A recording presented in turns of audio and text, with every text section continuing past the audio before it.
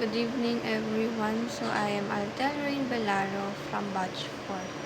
So yung title po na binigay ni Pastor Russell today is all about bakit urgent and important ang gospel. Eternal conscious punishment.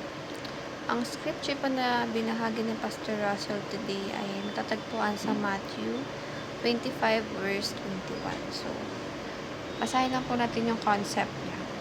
Eternal conscious punishment. This is the belief that those who reject Christ will experience a real, unending, and fully conscious punishment in hell. It's not mere annihilation or temporary suffering, it is eternal separation from God, marked by awareness, regret, and torment. While this may sound severe, it highlights the seriousness of sin and the holiness of God, and why the gospel is such urgent and good news. So, dito po sa concept ay pinapahayag po rito na pag once daw po na-finalize na kunwari is mapupunta na talaga yung kaluluwa natin sa hell. Hindi po iyon, kumbaga kung gugustuhin natin na mamatay na lang tayo ng isang beses para di na tayo makaramdam ng sakit.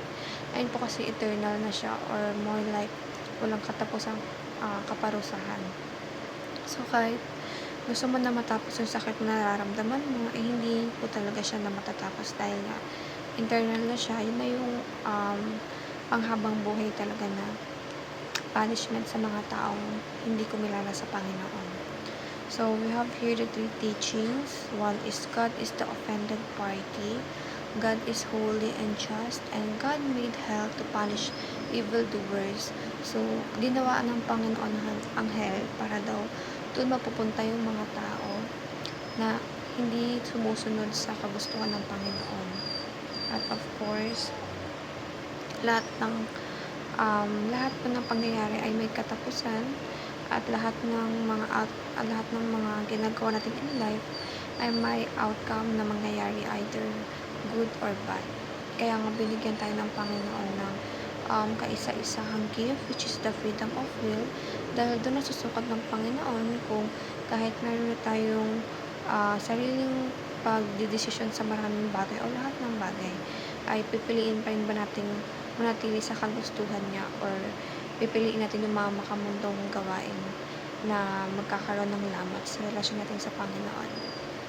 So, we have here the applications. One is to acknowledge the seriousness and gravity of sin, advance the gospel with urgency and compassion, and appreciate the love and justice of God displayed on the cross of Christ. So, gaya nga ng sabi natin palagi na we should be always mindful and conscious sa lahat ng mga bagay na ginagawa natin sa life. Kasi even na maliit na bagay yan is pwedeng maka-apekto ito sa relasyon natin sa Panginoon na maaaring mag-result ng pagkakaroon ng barrier between us and with God. So, kaya nang sabi ko sa araw-araw na binibigay ni Lord na blessing sa atin is dapat nag-give back tayo, hindi tayo take ng take dahil ang Panginoon po ay hindi naman din siya gumagawa ng mga bagay na ikaka-glorify natin na hindi rin naman natin siya mababahagian ng kagustuhan niya na dapat gawin natin. Kaya dapat hanggat meron tayong araw o pinipili ng Panginoon bigyan tayo ng blessing sa araw-araw is matuto tayo mag-give back na dapat na para sa Panginoon. So, that's all po. Thank you for listening.